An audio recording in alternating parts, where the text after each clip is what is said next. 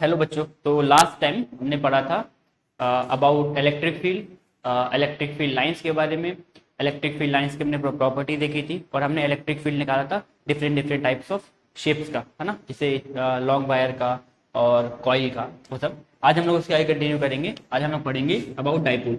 तो क्या होता है डाइपोल? मान लो हमारे पास दो चार्ज है ना, दो चार्ज है जिनका मैग्नीट्यूड सेम है। दोनों कैसे हैं? क्यू मैग्नीट्यूड के, चाहे 5 माइक्रोकुलम 5 माइक्रोकुलम 6 माइक्रोकुलम 6 माइक्रोकुलम, यानी दोनों का मैग्नीट्यूड क्या है? सेम, मगर दोनों का नेचर जो है वो अपोजिट है। एक नेगेटिव चार्ज है तो दूसरा पॉजिटिव चार्ज है। जब वो लोग एक दूसरे से कुछ डिस्टेंस दूरी पे होंगे, हम बोलेंगे बहुत स्मॉल डिस्टेंस पे दोनों को रखेंगे, तो हम बोलेंगे जो सिस्टम बनता है उसको हम बोलते हैं डाइपोल, इलेक्ट्रिक डाइपोल। ठीक है, तो क्या होता है इलेक्ट्रिक डाइपोल? अगर हम सिंपल सी लैंग्वेज में बोलें, in the form of definition, तो इलेक्ट्रिक डाइपोल क्या होता है? It is a system consisting two equal and opposite charge separated by very small distance. तो कोई भी ऐसा सिस्टम जिसमें टू इक्वल मैग्नीट्यूड के चार्ज हो और अपोजिट नेचर के हो, उनको अगर हम थोड़े से डिस्टेंस पे रख देते हैं एक दूसरे से, तो जो सिस्टम बनता है उसको हम बोलते हैं डाइपोल। एग्जांपल के लिए, जैसे हमारे पास है Na एंड Cl। ठीक है, Na ने एक इलेक्ट्रॉन ट्रांसफर किया क्लोरीन को, तो क्लोरीन के पास क्या है? एक इलेक्ट्रॉन एक्स्ट्रा है। Na के पास एक इलेक्ट्रॉन कम है, यानी एक प्रोटॉन के पास एक्स्ट्रा है। अगर हम देखें स्टार्टिंग में सोडियम के पास जो है 11 प्रोटॉन थे और 11 इलेक्ट्रॉन थे। क्लोरीन के पास 17 प्रोटॉन थे और 17 इलेक्ट्रॉन थे, है ना। यहाँ से एक इलेक्ट्रॉन चला गया, यहाँ बचे 10 इलेक्ट्रॉन। यहाँ पे एक इलेक्ट्रॉन आ गया एक्स्ट्रा, तो यहाँ पे हो गए 18 इलेक्ट्रॉन। तो हम देखें यहाँ पे, तो इसके पास देखो एक प्रोटॉन ज्यादा है और इसके पास एक इलेक्ट्रॉन ज्यादा है ना। 11 माइनस 10 1 प्रोटॉन ज्यादा है इसके पास, और 18 माइनस 17 1, यानी एक इलेक्ट्रॉन ज्यादा है। तो अगर हम देखें प्रोटॉन का जो चार्ज होता है वो होता है 1.6 इंटू 10 की पावर माइनस 19। इलेक्ट्रॉन का भी चार्ज होता है 1.6 इंटू 10 की पावर माइनस 19 कूलम, है ना। मगर इनके बीच का जो डिस्टेंस है लेट्स से वो भी कुछ होगा, है ना। और चार्ज का जो नेचर है, प्रोटॉन पॉजिटिव होता है, इलेक्ट्रॉन नेगेटिव। तो जो यहाँ पे जो सिस्टम है NaCl का, उसको हम बोलते हैं डाइपोल। ये क्या है? One type of electric dipole. ठीक है, अब यहाँ पे जहाँ पे डाइपोल आता है वहां पे आता है डाइपोल मोमेंट। डाइपोल मोमेंट जिसको हम डिनोट करेंगे डिफरेंट डिफरेंट बुक में, डिफरेंट डिफरेंट नोटेशन है इसके। जैसे म्यू से डिनोट कर सकते हैं, स्मॉल p वेक्टर से डिनोट कर सकते हैं, डिफरेंट डिफरेंट सिंबल से हम लोग p लेके चलेंगे। ठीक है, तो ये क्या होता है? It determines the strength of dipole और polarity of chemical bonded molecule. कुछ मॉलिक्यूल्स जैसे HCl है, NaCl है, HF है ना, इन सब की पोलैरिटी को भी ये हम किसके थ्रू निकालते हैं? डाइपोल मोमेंट को। समझेंगे अभी होता क्या है dipole moment. It is product of either charge and distance of separation.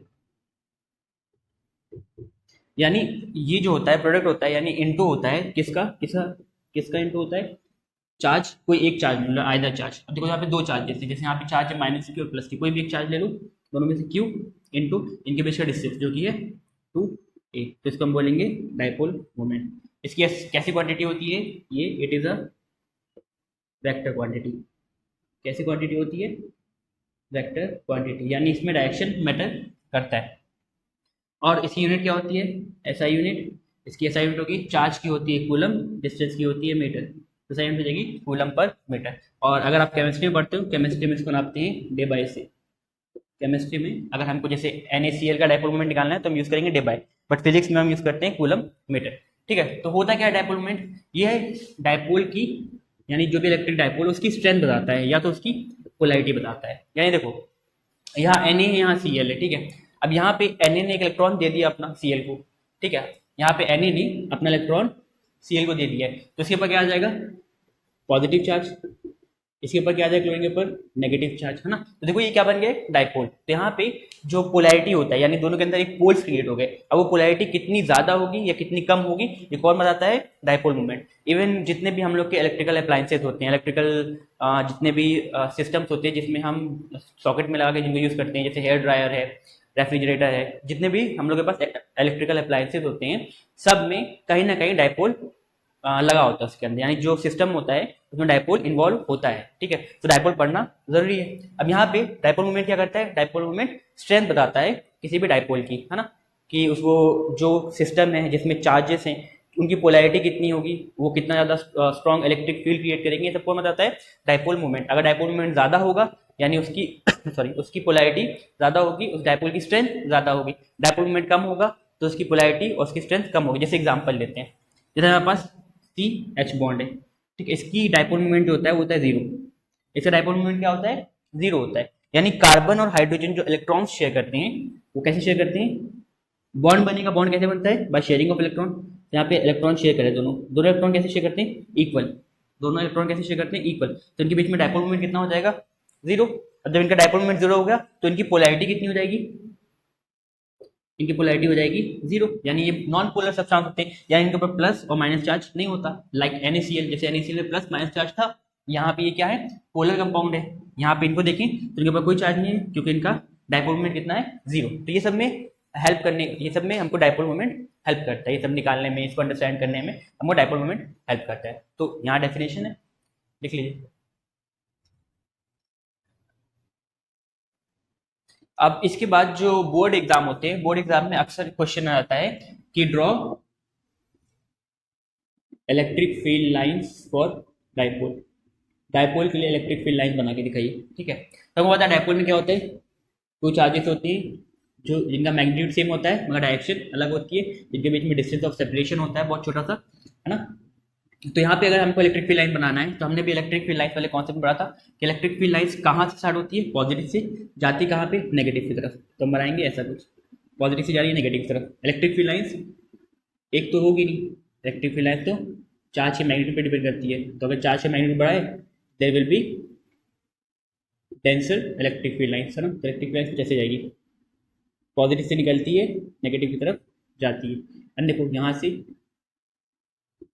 ऐसे निकलेगी,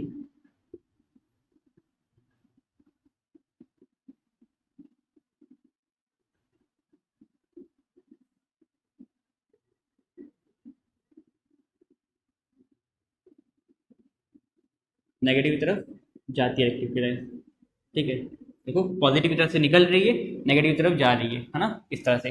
तो ये क्या होता है, electric field lines for dipole. NCERT में कभी क्वेश्चन पूछ लेता है कि draw electric field lines of dipole. तो डाइपोल का इलेक्ट्रिक फील्ड लाइंस कैसे बनेगी, ऐसे बनेगी। बोर्ड में अक्सर क्वेश्चन आया भी है, ठीक है। अगर सिर्फ बोलेगा एक पॉइंट चार्ज से बनाओ तो पॉइंट चार्ज पॉजिटिव होगा, तो उससे इलेक्ट्रिक फील्ड लाइन कैसे निकलेगी, radially outward, radially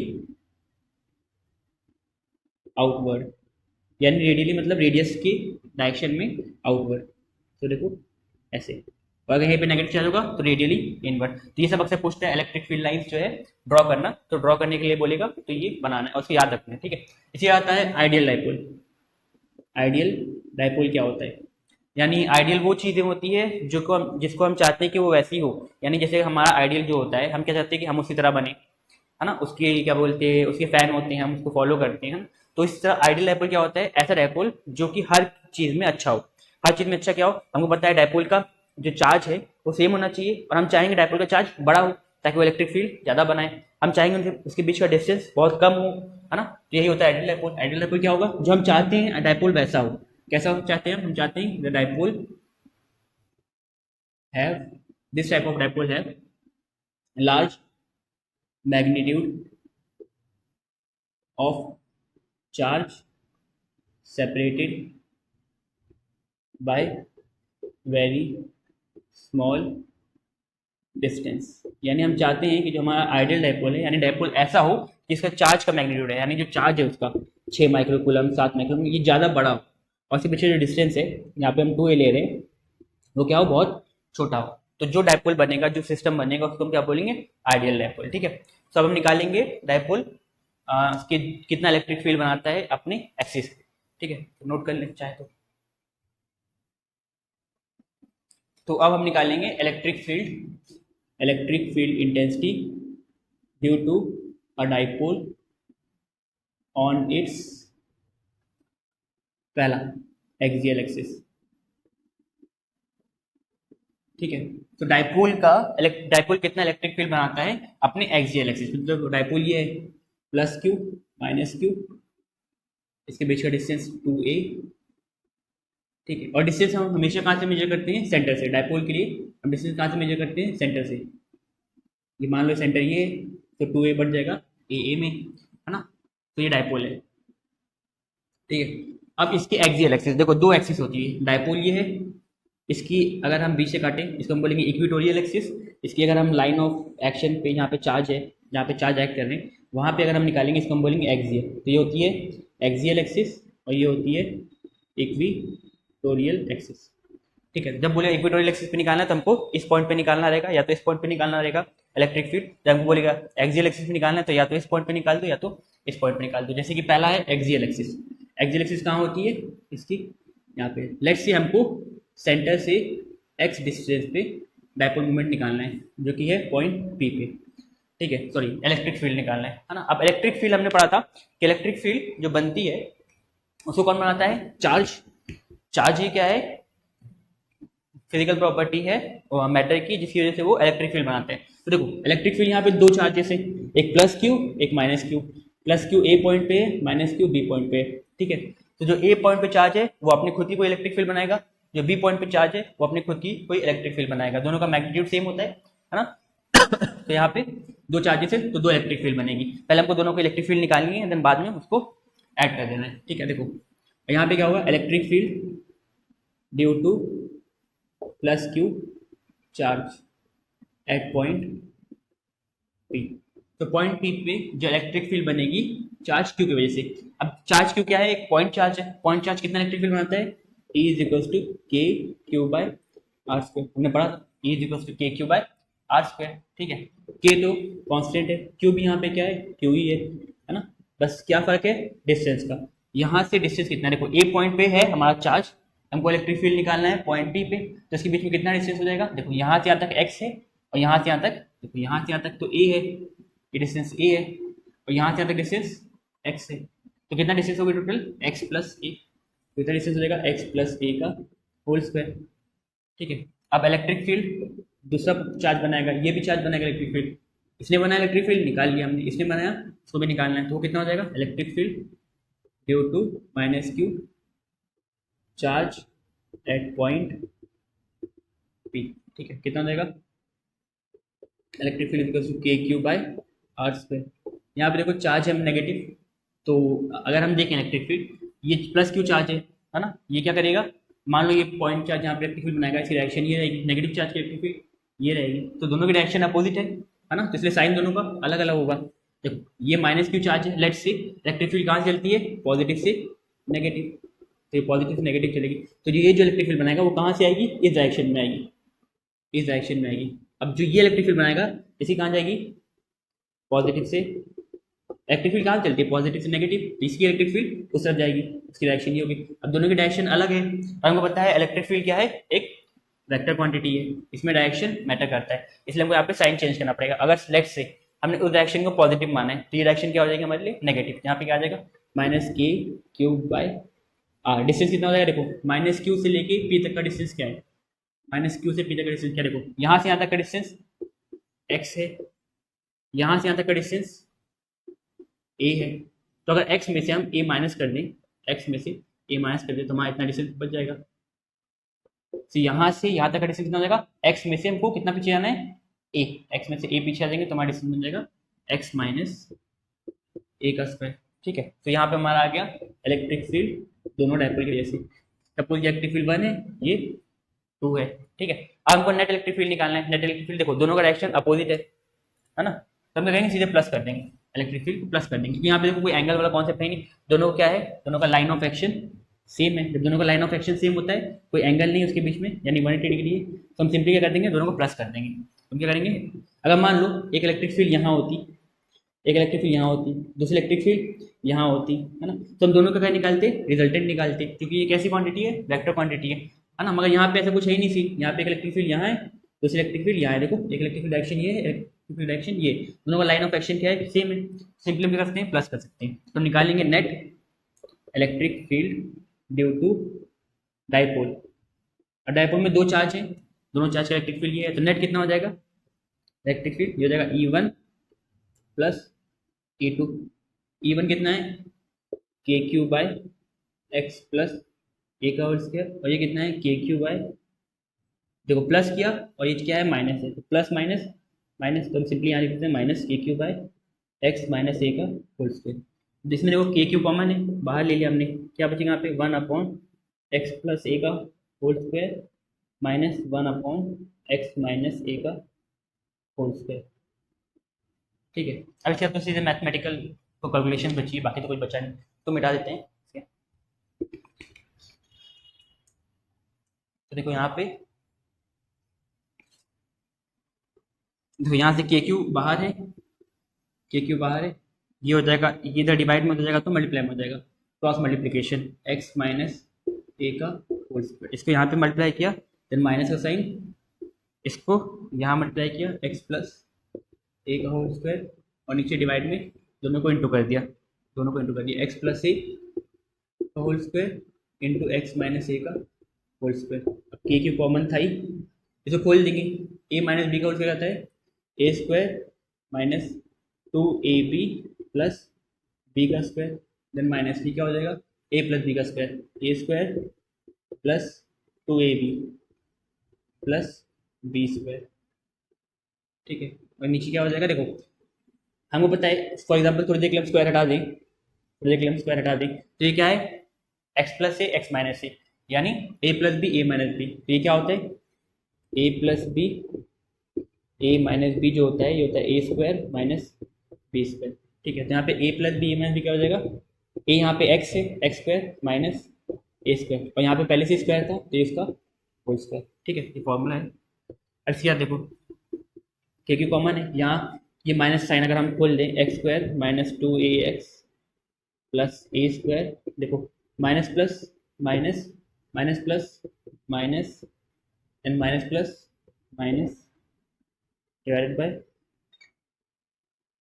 x square minus A square का होल स्क्वायर। ठीक है, अब देखो यहाँ पे KQ कॉमन था, स्टिल यहाँ एक्स स्क्वायर से एक्स स्क्वायर कट गया, प्लस माइनस ए स्क्वायर से ए स्क्वायर कट गया, और दोनों माइनस माइनस से तो प्लस हो जाएंगे, माइनस 2ax प्लस 2ax कितना हो जाएगा, 4ax upon X square minus A square.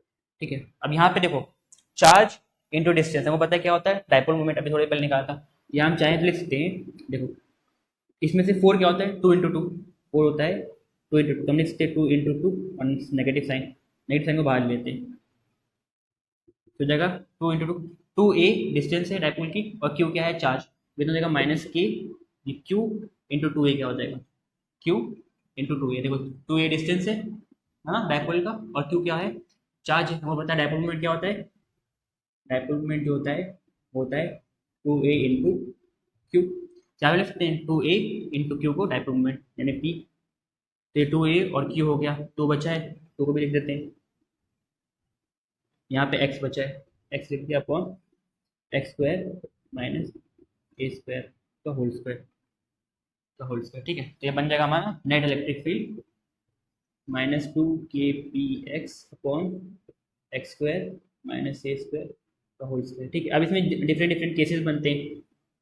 मान लो अगर बोलेगा सेंटर ऑफ डाइपोल पे कितना इलेक्ट्रिक फील्ड होगा, तो हम बताए सेंटर ऑफ डाइपोल पे यहाँ पे x कितना हो जाएगा, अगर इस पॉइंट P को हम उठा के बीच में सेंटर पे लेके आए, इलेक्ट्रिक फील्ड हम यहाँ निकालने, मान लो ये इलेक्ट्रिक फील्ड हमको निकालना है यहाँ पे, तो इस पॉइंट P को उठा के हम यहाँ रख देंगे, x कितना हो जाएगा 0, अगर x 0 हो जाएगा तो ये इसको 0 रखेंगे, तो 0 × इक्वेशन क्या हो जाएगी 0, यानी इलेक्ट्रिक फील्ड सेंटर पे कितना होता है 0, या जिस भी पॉइंट पे निकालना इलेक्ट्रिक फील्ड उस x की वैल्यू की रख देंगे, तो हमारा नेट इलेक्ट्रिक फील्ड बन जाएगा। ठीक है, तो ये केसेस होता है डिफरेंट, वो हम अपने हिसाब से कर लेंगे। बहरहाल ये इंपॉर्टेंट है, ये डेरिवेशन इंपॉर्टेंट है, क्योंकि ये CBSE बोर्ड में पूछ लेता है कि drive an equation for the electric field intensity of a dipole at its axial axis और इक्वेटोरियल एक्सिस। ये क्वेश्चन पूछता है एग्जाम में, ठीक है। कुछ है नहीं खास, बस इलेक्ट्रिक फील्ड निकालने का फॉर्मूला हमने अप्लाई किया, दोनों चार्ज प्लस की वजह से माइनस की वजह से, एंड देन फाइनली उनको ऐड कर दिया। ऐसी बात तो मैथमेटिक्स है सारा, यहाँ पे तो कुछ इतना ज़्यादा वो है भी नहीं, ठीक है। तो इसको लिख लें, आगे बढ़ते थे। ओके, तो इसके बाद फिर है electric field intensity due to a dipole B part on its equatorial axis. Equatorial axis पे कितना इलेक्ट्रिक फील्ड होगा? तो देखो डाइपोल भाई सेम, ये है प्लस क्यू चार्ज, ये पॉइंट ए है, ये पॉइंट बी है, ये माइनस क्यू चार्ज है, इनके बीच का डिस्टेंस है A and A, that is 2a। इनके बीच का डिस्टेंस कितना है? 2a, ठीक है। अब डाइपोल का हम हर चीज सेंटर पे नापते हैं, तो हमको इक्वेटोरियल एक्सिस पे नापना है, यानी इक्वेटोरियल एक्सिस कैसी होगी? देखो ऐसी, है ना, बीच से काटने वाली एक्सिस इक्वेटोरियल एक्सिस, जिसको हम बोलते हैं लॉन्गिट्यूडनल एक्सिस, है ना, ठीक है। तो ये है, और लैटिट्यूडनल को हम बोलते हैं एक्सियल, ठीक है। तो इस पॉइंट पे हमको निकालना है electric field. Let's say charge plus, ये चार्ज यहाँ पे इलेक्ट्रिक फील्ड वो प्लस है, ठीक है। मान लो ये इलेक्ट्रिक फील्ड को इस डायरेक्शन में खींचेगा, इलेक्ट्रिक फील्ड कैसी होगी? इस डायरेक्शन में, ठीक है। एंड देखो ये सॉरी, ये ऐसा कुछ स्ट्रक्चर है,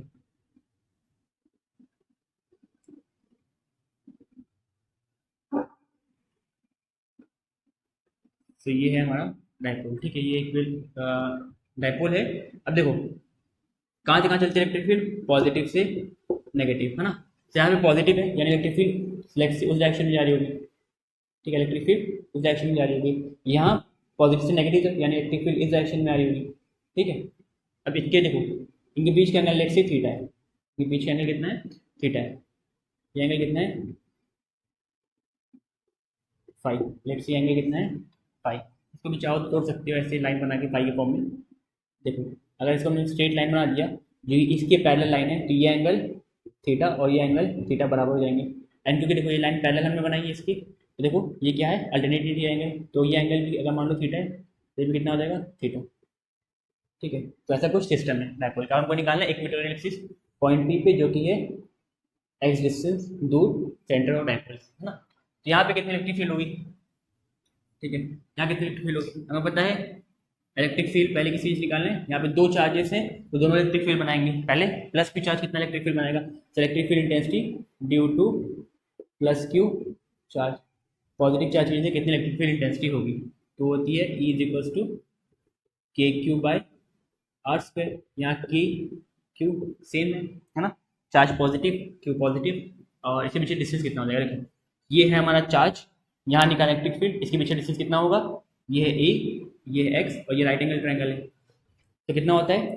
हाइपोटेनस का स्क्वायर होता है perpendicular square plus base square, ये स्क्वायर हो जाएगा तो रूट, क्या कर जाएगा? रूट पी स्क्वायर, परपेंडिकुलर क्या है? ये एक्स स्क्वायर प्लस बेस क्या है? ए स्क्वायर, तो ये कितना हो जाएगा? Root X square plus A square.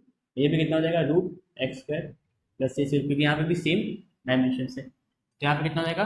Under root X square plus A square, पर आर का स्क्वायर है तो यहाँ पे स्क्वायर हो जाएगा। तो कितनी इलेक्ट्रिक फील्ड हो जाएगी? इवन चार्ज ए की, यानी पॉजिटिव चार्ज की वजह से इलेक्ट्रिक फील्ड जो है उसको हम ई1 बोल रहे हैं, ठीक है।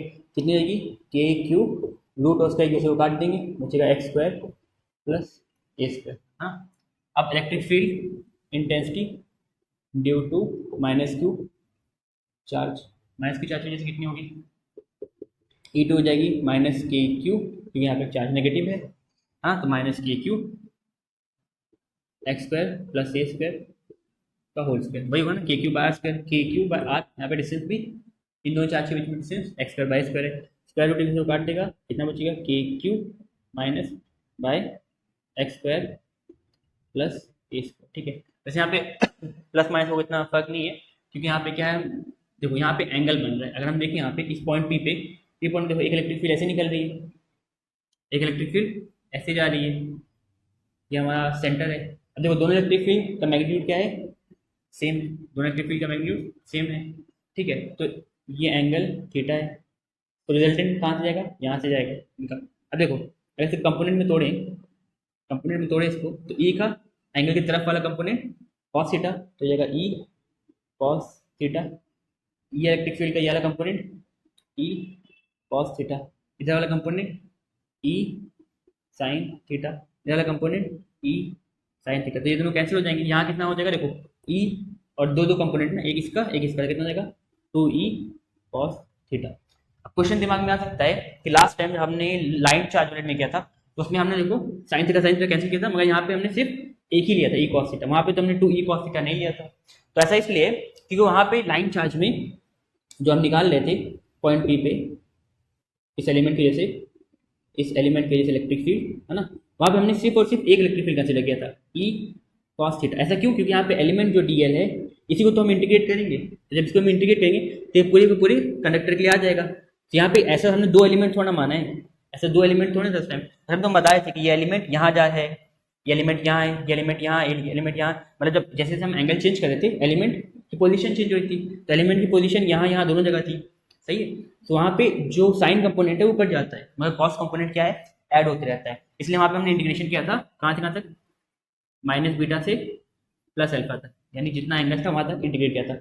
इंटीग्रेट करने का मतलब ये है कि जितने भी एलिमेंट है इसके सारा का सारा लेंथ को कवर कर रहा है। मगर यहाँ पे क्या है, यहाँ पे एलिमेंट नहीं है, ये चार्ज वायर नहीं है, यहाँ पे क्या है, सिर्फ दो चार्ज है, सिर्फ और सिर्फ दो चार्ज। तो इसकी इलेक्ट्रिक फील्ड अलग लग रही है, इसकी इलेक्ट्रिक फील्ड अलग लग रही है। यहाँ पे जो इलेक्ट्रिक फील्ड है ये रियल है, यहाँ पे चार्ज क्योंकि दो है तो दोनों इलेक्ट्रिक फील्ड क्या है, रियल है, इसलिए हमको दोनों को ऐड करना पड़ेगा। वहाँ पे इसलिए नहीं किया था क्योंकि वहाँ पे एलिमेंट था जो कि पूरे में रोटेट कर रहा था। तो आई होप क्लियर हो गया होगा, अगर ये दिमाग में ना होगा ऐसा क्यों किया हमने। तो यहाँ पे हमने क्या किया, 2e cos थीटा लिया, क्योंकि यहाँ पे ये इलेक्ट्रिक फील्ड है वो प्लस क्यू चार्ज की वजह से, ये electric field minus Q charge की वजह से, और दोनों चार्ज एग्जिस्ट कर रहे हैं, दोनों चार्ज है यहाँ पे, इसलिए क्या है प्लस क्यू माइनस क्यू है ना, इसलिए यहाँ पे हमने दोनों को ऐड किया। लास्ट टाइम हमने ऐड नहीं किया था, ठीक है। तो ये जाएगा 2e cos थीटा।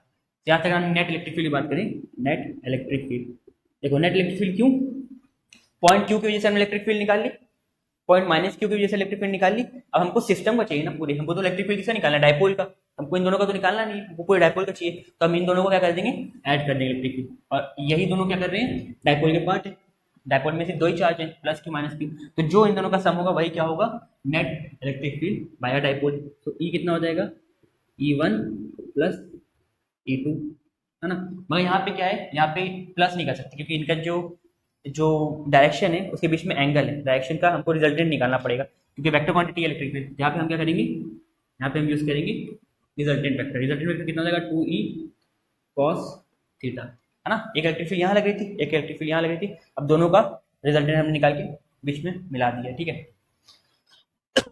अब चाहो तो तुम इसको 2 थीटा मान के भी कर सकते हो, तो आंसर वही सेम आएगा। अगर रिजल्टेंट वाला फॉर्मूला इसको r √a² + b² + 2ab cos theta वाला, तो भी आंसर ये आएगा, मगर ये छोटा है, रिजॉल्व किया आंसर आ रहा है। अब देखो ये जगह 2 e कितना निकाला हमने, अब दोनों का इलेक्ट्रिक फील्ड सेम है तो हम यहाँ पे रख देंगे कोई भी मैग्नीट्यूड, जैसे KQ बाय r² + a², क्योंकि देखो दोनों इलेक्ट्रिक फील्ड का मैग्नीट्यूड सेम है और दोनों इलेक्ट्रिक फील्ड मैग्नीट्यूड e के बराबर है, तो किसी भी एक वैल्यू को रख दो। अब दोनों को इसलिए नहीं रखा क्योंकि यहाँ पे हमने लिखा 2e, देखो दोनों का सेम है, दोनों को अगर हम प्लस करें इसे सीधे 2 से इंटू करते हैं, यहाँ पे हमने 2 से इंटू किया ना क्योंकि दोनों सेम है, तो ये इसका वाला आ गया और दूसरा वाला इसका वाला आ गया है ना। अब cos थीटा देखो यहाँ पे क्या है, अगर हम इसको देखें तो थीटा एंगल ये है, cos थीटा क्या होता है, cos थीटा होता है b/h। यहाँ b क्या है, इसमें a बेस है और हाइपोटेनस क्या है, √x² + a², अंडर रूट को हम लिख सकते हैं half, √x² + a², under root को हम लिख सकते हैं हाफ, यहाँ पे आ जाएगा a/√x² + a² की पावर हाफ। अब देखो ये जगह 2a into k into q, ऐसा लिख सकते हैं, 2a into q into 2a q k divide by, देखो बेस सेम है, सॉरी ये r कहाँ गया, x² + a² नहीं, सॉरी x² + a² था, e की वैल्यू कितनी थी, x² + a², r नहीं है, r तो रिजल्टेंट था, ठीक। तो x² + a², बेस सेम में पावर आ जाएगी x² + a², इसकी पावर कितनी है 1, इसकी पावर है हाफ, 1 + हाफ 3/2, तो इलेक्ट्रिक फील्ड नेट कितनी आ जाएगी 2aq इंटू के x² + a² की पावर 3/2। इसको और चाहे तो लिख सकते हैं क्यूब p के फॉर्म में, इलेक्ट्रिक फील्ड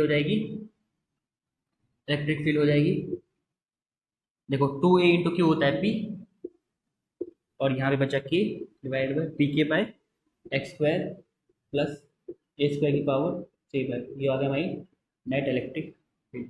अगर कभी भी इक्वेटोरियल एक्सिस पे नेट इलेक्ट्रिक फील्ड निकालना है तो हम ये फॉर्मूला यूज करेंगे, ठीक है। और ये दोनों डेरिवेशन बहुत इंपॉर्टेंट है, एग्जाम में सीधे सीधे पूछता है, ठीक है। तो इसको याद रखना जरूरी है, कैसे कैसे होता है समझ के याद रखना जरूरी है, ठीक है। तो नोट करना है, कर सकते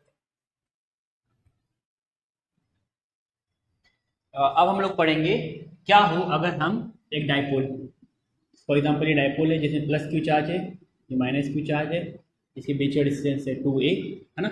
इसको एक हम यूनिफॉर्म इलेक्ट्रिक फील्ड में डाल दें, यूनिफॉर्म इलेक्ट्रिक फील्ड में डाल दें तो क्या होगा, हम पढ़ेंगे dipole under a uniform electric field. एक यूनिफॉर्म इलेक्ट्रिक फील्ड है जिसमें हमने एक डाइपोल को प्लेस किया है, ठीक है। तो क्या होगा, देखो हमें पता है नेगेटिव चार्ज है, इलेक्ट्रिक फील्ड कहाँ से इनिशिएट होती है, पॉजिटिव चार्ज से, और किस तरफ जाती है, नेगेटिव चार्ज की तरफ, ठीक है। तो ये नेगेटिव चार्ज किस तरफ अट्रैक्ट होगा, पॉजिटिव चार्ज की तरफ, और ये पॉजिटिव चार्ज किधर जाएगा, नेगेटिव चार्ज की तरफ। तो ये लोग फोर्स एक्सपीरियंस करेंगे, है ना। ये जो फोर्स है डाइपोल, फॉर एग्जांपल ये डाइपोल है हमारे पास, अब इस डाइपोल में ये फोर्स किधर लग रहा है, इधर, एंड ये फोर्स इधर लग रहा है। जब फोर्स इधर लग रहा है, ये इधर लग रहा है, देखो क्या होगा, इसमें ट्विस्टिंग होगी, यानी ये रोटेट करेगा, और रोटेट करने की वजह से इसके अंदर क्या आएगा, एक टॉर्क आएगा, है ना। तो अगर हम बात करें फोर्स, अगर हम लिखें dipole when placed in a uniform electric field experiences a torque, ये एक टॉर्क को एक्सपीरियंस करता है। अगर हम फोर्स की बात करें, फोर्स कितना होगा, इससे दोनों एंड पे, तो जो फोर्स होगा वो होगा, हमें पता है इलेक्ट्रिक फील्ड क्या होता है, इलेक्ट्रिक फील्ड होता है E is equal to F by Q. यहाँ से फोर्स क्या हो जाएगा, फोर्स हो जाएगा क्यू इंटू ई, है ना, फोर्स हो जाएगा क्यू इंटू ई।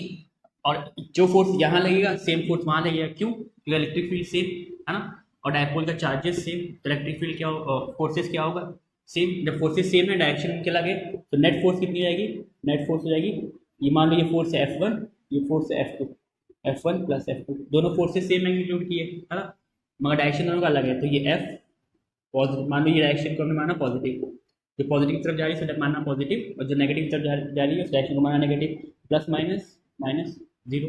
यानी नेट फोर्स कितना होता है डाइपोल के ऊपर जब उसको हम इलेक्ट्रिक फील्ड में रखते हैं, जीरो, मगर टॉर्क उसके अंदर आता है। वो टॉर्क कितना होता है, वो टॉर्क जो होता है, टॉर्क का फॉर्मूला क्या होता है, tau equals to force into distance, है ना। टॉर्क क्या होता है, force into perpendicular distance, perpendicular distance. अब देखो यहाँ पे इस वाले, अगर मान लो ये इलेक्ट्रिक फील्ड है और ये डाइपोल है, इसके बीच का एंगल है थीटा, है ना। तो इसके दो कंपोनेंट बनेंगे, एक तो इस तरफ बनेगा, ये बनेगा साइन थीटा वाला, डाइपोल का साइन थीटा वाला कंपोनेंट, टॉर्क का साइन थीटा वाला कंपोनेंट, और जो इस तरफ बनेगा, यानी इस तरफ वो होगा टॉर्क का, सॉरी एंगल की तरफ वाला कॉस थीटा, एंगल की तरफ वाला कंपोनेंट कॉस थीटा, एंगल के अपोजिट वाला साइन थीटा, है ना। अब अगर हमको टॉर्क चाहिए, टॉर्क देखो अगर ये डाइपोल ऐसा हो जाए, डाइपोल ऐसा रखा है ना, ये देखो इसका ये कंपोनेंट कॉस थीटा, ये कंपोनेंट साइन थीटा, ये साइन थीटा कंपोनेंट, ये कॉस थीटा कंपोनेंट। अगर हम कॉस थीटा कंपोनेंट कंसीडर करें, देखो ये यहाँ रखा डाइपोल, यहाँ प्लस क्यू चार्ज है, ये माइनस क्यू चार्ज है, इलेक्ट्रिक फील्ड ऐसे जा रही है, इलेक्ट्रिक फील्ड ऐसे जा रही है। तो यहाँ पे देखो ये अगर मान लो डाइपोल घूम गया ऐसे, यहाँ पे मान लो आ गया minus Q charge, plus Q charge, यहाँ आ गया माइनस क्यू चार्ज, ठीक है। अब देखो माइनस क्यू चार्ज कहाँ अट्रैक्ट होगा, पॉजिटिव की तरफ, यहाँ पे एक फोर्स लगेगी, प्लस क्यू चार्ज कहाँ अट्रैक्ट होगा, माइनस क्यू की तरफ, यहाँ पे एक फोर्स लगेगी, है ना। अब देखो दोनों फोर्स इक्वल है, बैलेंस्ड है ना, डाइपोल रोटेट नहीं करेगा, तो सेम टॉर्क कितना हो जाएगा, जीरो, है ना। और तो हमको टॉर्क निकालना है तो हमको कौन सा कंपोनेंट कंसीडर करना पड़ेगा, साइन थीटा वाला, क्योंकि साइन थीटा वाला जब कंपोनेंट रहेगा, अगर हम साइन थीटा के कंपोनेंट की बात करें तो साइन थीटा रहेगा ये वाला कंपोनेंट, यहाँ पे एक फोर्स लगेगी, एक फोर्स यहाँ लगेगी, है ना, एक फोर्स यहाँ है, एक फोर्स यहाँ, देखो एक फोर्स यहाँ, एक फोर्स यहाँ। डाइपोल का हमने कॉस वाला कंपोनेंट पढ़ लिया, इस टाइम ये देखो एक फोर्स यहाँ लग रही है, एक फोर्स यहाँ लग रही है, ये बंधा होगा, यानी फोर्स जब इसे घूम जाएगा तो ये फोर्स इधर, ये फोर्स इधर, ये बन जाएगा, ये रोटेट नहीं करेगा, इसमें रोटेशन नहीं होगा। मगर जब ऐसा कंपोनेंट होगा, एक फोर्स यहाँ लग रही है, एक फोर्स यहाँ, देखो ये रोटेट कर रहा है, रोटेट करेगा तो इसके अंदर टॉर्क आएगा। तो हम कौन सा कंपोनेंट लेंगे, टॉर्क का एफ टी साइन थीटा वाला, ठीक है। अब फोर्स कितनी होती है, हमने निकाला है फोर्स कितनी होती है, क्यू इंटू ई, डिस्टेंस कितना है टॉर्क डाइपोल के बीच में, 2a और साइन थीटा। हमको पता है 2a इंटू क्यू क्या होता है, टी, डाइपोल मोमेंट, ये p हो गया, ये हो गया e साइन थीटा। टॉर्क कितना आता है, P E sine theta, P sine theta. तो टॉर्क जब निकालना है तो हम टॉर्क क्या बोलेंगे, ये हो जाएगा पी ई साइन थीटा ना। ओके, इसकी यूनिट क्या हो जाएगी, इसकी यूनिट हो जाएगी, देखो टॉर्क क्या होता है, फोर्स इंटू डिस्प्लेसमेंट। फोर्स की यूनिट क्या होती है, फोर्स की होती है न्यूटन और डिस्टेंस की मीटर, तो टॉर्क की यूनिट क्या हो जाएगी, न्यूटन मीटर। ठीक है, अब बात आती है पोटेंशियल एनर्जी। अब देखो टॉर्क घूमेगा, अगर मान लो टॉर्क इधर रोटेट कर रहा है तो इसको अगर हम रोटेशनल के अगेंस्ट अगर हम घुमाएंगे तो इसके अंदर क्या आएगा, इसके अंदर एक एनर्जी स्टोर होगी। देखो क्योंकि हम टॉर्क ऐसे घूम रहे हैं, टॉर्क ऐसे लग रहा है, ठीक है, टॉर्क इसको ऐसे घुमा रहे हैं और हम इस टॉर्क के अगेंस्ट में एक वर्क डन कर रहे हैं। तो जो हमारा वर्क डन है वो किस फॉर्म में स्टोर होता है, एनर्जी के फॉर्म में स्टोर होता है। जैसे मान लो अगर हम एक रोटी खा रहे हैं, अगर हम एक रोटी खा रहे हैं और हम 1 किलोमीटर चल रहे हैं, 2 रोटी में 2 किलोमीटर चलेंगे, 3 रोटी में 3 किलोमीटर, यानी जितनी हमारी एनर्जी है, जो हम एनर्जी कंज्यूम कर रहे हैं खाना खा रहे हैं, वो हमारा कहाँ यूज होगा, वर्क डन में। हम जितना एनर्जी कंज्यूम करेंगे उतना ही हम वर्क डन कर पाएंगे। तो जो भी हमारा वर्क डन है वो किस फॉर्म में स्टोर होगा, एनर्जी जितनी है हमारे बॉडी में। ठीक है, यहाँ बोलते हैं जो पोटेंशियल एनर्जी होगा, पोटेंशियल एनर्जी ऑफ टॉर्क, वो क्या होता है, U is equal to P E. अब देखो ये कंपोनेंट है साइन थीटा वाला, इससे अगेंस्ट वाला कॉस थीटा, हो जाएगा वन टू पी ई। एनर्जी कितनी हो जाएगी डायपोल में, पी ई कॉस थीटा। ठीक है, तो ये दो फॉर्मूला इंपॉर्टेंट है, याद रखने एग्जाम पॉइंट ऑफ व्यू से, क्वेश्चन न्यूमेरिकल बनते हैं इस पर। ठीक है, तो हो जाएगा डायपोल कैसे न्यूमेरिकल बनते हैं। ठीक है, अब इस पर क्वेश्चन आता है, अच्छा अगर हम पूछे मैक्सिमम या मिनिमम, मैक्सिमम टॉर्क कब होगा, मैक्सिमम टॉर्क कब होगा, मैक्सिमम टॉर्क कब होगा, जब एंगल कितना होगा 90 डिग्री, साइन 90 कितना होता है 1, तो टॉर्क कितना हो जाएगा, पी ई साइन 90 हो जाएगा पी इंटू ई। तो वहाँ टॉर्क क्या होगा मैक्सिमम। अगर हम बात करें मिनिमम टॉर्क की, मिनिमम टॉर्क कितना होगा, मिनिमम टॉर्क होगा tau is equal to P E sine zero. Sine zero कितना होता है 0, यानी पूरा टर्म कितना हो जाएगा 0, मिनिमम टॉर्क कितना होगा 0। ठीक है, अब एक टाइम पीरियड के भीतर पूछ लेता है कि find the time period of, find the time period of dipole. Dipole का टाइम पीरियड होता है, टाइम पीरियड का फॉर्मूला होता है T is equal to 1/2 pi under root I upon P, root I upon P. तो ये formula use करेंगे numerical अगर कभी आ जाए एग्जाम में तो करने के लिए। ठीक है, टॉर्क कितना, तो 1/2 पाई। आई होता है रोटेशनल इनर्शिया, आई होता है रोटेशनल इनर्शिया। ठीक है, इसकी यूनिट होती है केजी मीटर स्क्वायर। ठीक है, पी तो मुझे पता है पी क्या होता है डायपोल मोमेंट, ई क्या होता है इलेक्ट्रिक फील्ड। ठीक है, और 2 पाई तो कांस्टेंट है। ठीक है, तो हम ये यूज करके न्यूमेरिकल सॉल्व कर सकते हैं। चलो एक न्यूमेरिकल ट्राई करते हैं, इस पर नोट करना कर सकते हैं। सो एक न्यूमेरिकल करते हैं, एनसीईआरटी बुक का न्यूमेरिकल एक बोल रहा है find the torque induced in a dipole of charge, charge या डाइपोल में ले लो, डाइपोल मोमेंट 4 × 10 की पावर या 4 × 10 की पावर -9। डायपोल मोमेंट यूनिट क्या होती है, newton metre, newton metre. When placed in uniform electric field of 5 × 10 की पावर 4 न्यूटन पर कूलम। ठीक है,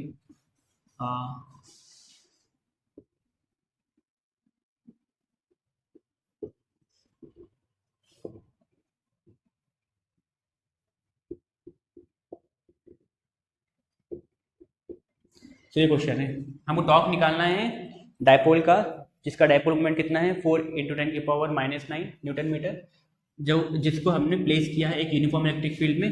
से हमारे पास यूनिफॉर्म इलेक्ट्रिक फील्ड है जिसकी इंटेंसिटी दिया है 5 × 10 की पावर 4, इसके अंदर हमने डायपोल रखा है जिसका डायपोल मोमेंट कितना है, तो डायपोल मोमेंट है 4 × 10 की power -9 newton metre, sorry torque की मीटर। टॉर्क है। डायपोल की यूनिट होती है, डायपोल माने कूलम मीटर, कूलम मीटर, ठीक है।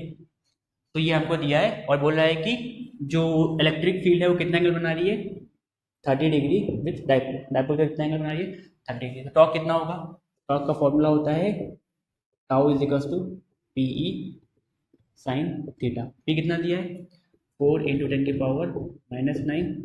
ई इलेक्ट्रिक फील्ड कितना है, 5 इंटू 10 की पावर 4। साइन थीटा कितना है, साइन 30 डिग्री, ठीक है। तो जाएगा 4 5 से 20 इंटू 10 की पावर बेस से पावर एड -9 प्लस 4 -5 इंटू साइन 30 सॉरी 1/2। तो 2 से 20 कटा 10 आ गया, तो जाएगा 10 इंटू 10 की पावर -5। 10 मतलब 10 की power 1, base same again power क्या हो जाएगी ऐड, हो जाएगा 1 -5 यानी -4। और टॉर्क की यूनिट होती है न्यूटन मीटर, ठीक है। तो आगे हमारे पास टॉर्क। अगर इसी क्वेश्चन में आगे बोलता also find the time period, if time period निकालना है, इफ अगर आपको दिया है rotational inertia IS 49 kg metre से, अगर हमको दिया है रोटेशनल इनर्शिया I 49 kg पर मीटर स्क्वायर, तो बोला टाइम पीरियड बताओ कितना होगा।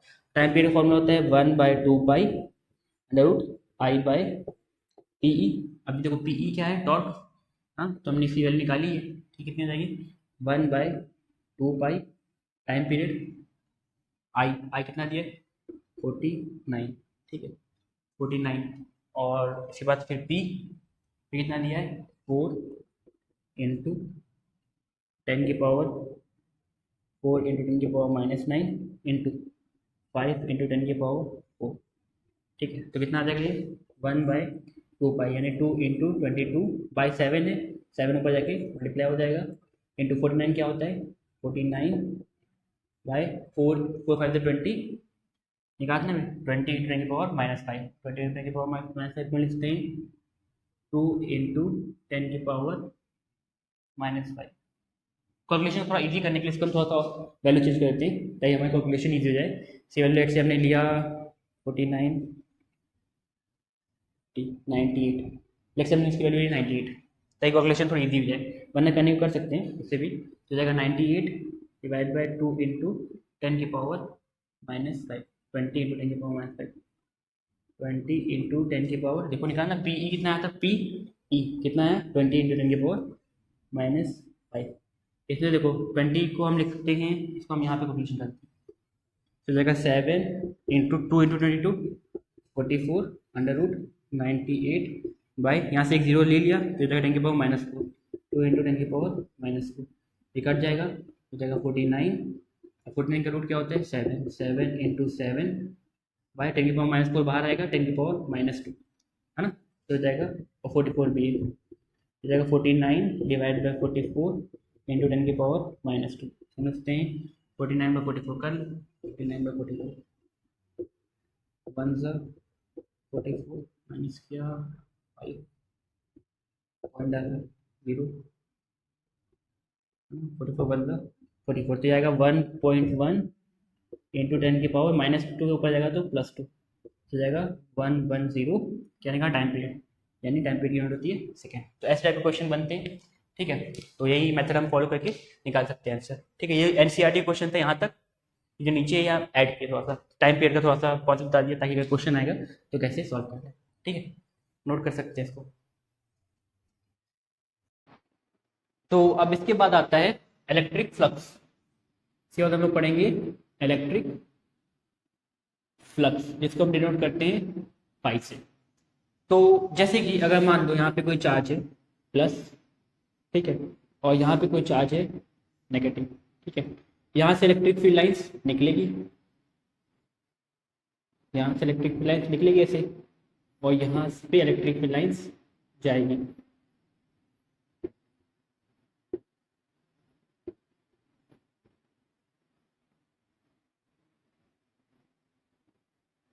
ठीक है। तो यहाँ से इलेक्ट्रिक फील्ड लाइंस निकल रही है,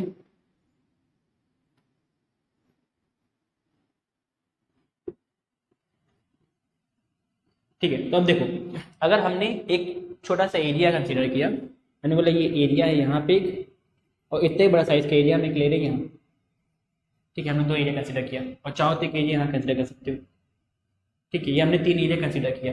अब देखो फ्लक्स जो निकालना होता है, फ्लक्स क्या होता है कि किसी भी एरिया से कितनी इलेक्ट्रिक फील्ड लाइन पास कर रही है, किसी भी एरिया से कितनी इलेक्ट्रिक फील्ड लाइन पास कर रही है। एग्जाम्पल के लिए अगर हम देखें तो जैसे हमारे घरों में खिड़की होती है, अब खिड़की है, खिड़की से धूप आती है अंदर, है ना, तो हम बोलेंगे धूप की इंटेंसिटी काफ़ी ज़्यादा है, धूप जो है वो ज़्यादा आ रही है। अगर उसमें से सनरेज जो है इलेक्ट्रिक फील्ड की जगह, इलेक्ट्रिक फील्ड लाइन की जगह सनलाइट जो आ रही है, सनरे आ रही है, लाइट रे, वो ज़्यादा आएगी तो हम बोलेंगे इंटेंसिटी ऑफ लाइट ज़्यादा है ना।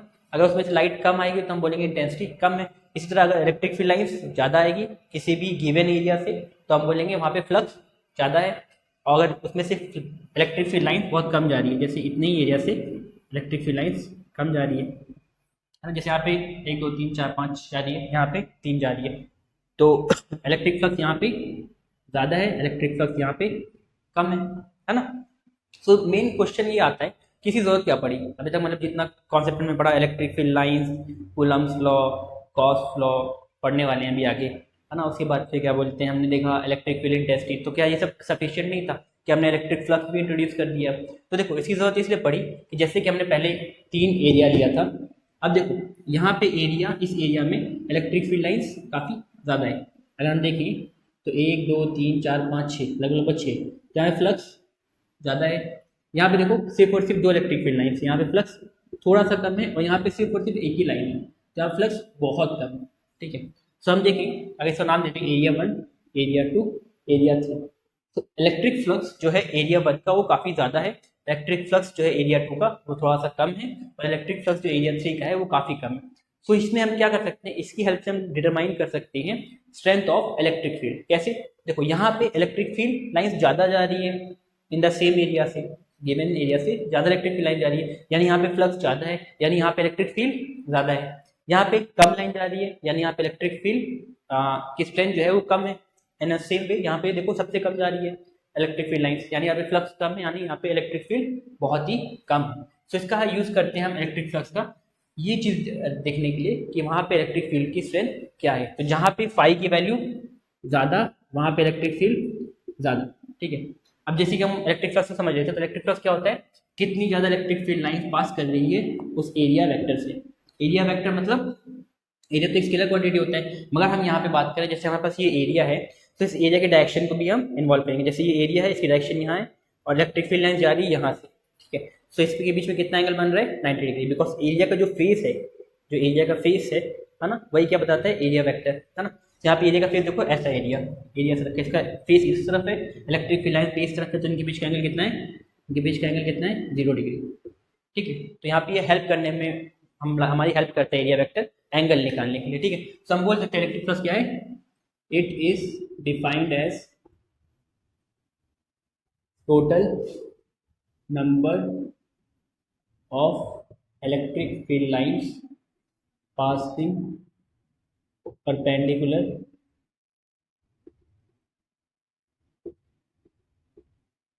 through a given area vector। यानी यहाँ पे परपेंडिकुलर की बात कर रहे हैं, यानी एरिया वेक्टर जो है, एरिया जो है, एरिया के परपेंडिकुलर कितनी इलेक्ट्रिक फील्ड लाइन पास करेगी। अब देखो जैसे ये इलेक्ट्रिक फील्ड, ये एरिया है, तो ऐसे इलेक्ट्रिक फील्ड लाइन पास करेगी, तो इसको हम इन्वॉल्व नहीं करना, हमको चाहिए इलेक्ट्रिक फील्ड लाइन परपेंडिकुलर कितना पास कर रही है, उस एरिया से परपेंडिकुलर कितना इलेक्ट्रिक फील्ड लाइन पास कर रही है, हम उसको कंसीडर करेंगे। हम इसको कंसीडर नहीं करेंगे जो सर्टेन एंगल में पास कर रही है, जैसे देखो कुछ एंगल में पास कर रही है, इसको हम कंसीडर नहीं करेंगे। हम किसको कंसीडर करेंगे कि वो परपेंडिकुलर से कितनी इलेक्ट्रिक फील्ड लाइन्स जा रही है। तो इसको हम बोल सकते हैं it helps in determining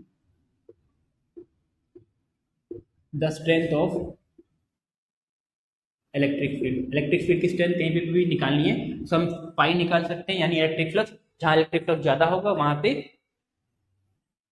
electric field ज्यादा होगी।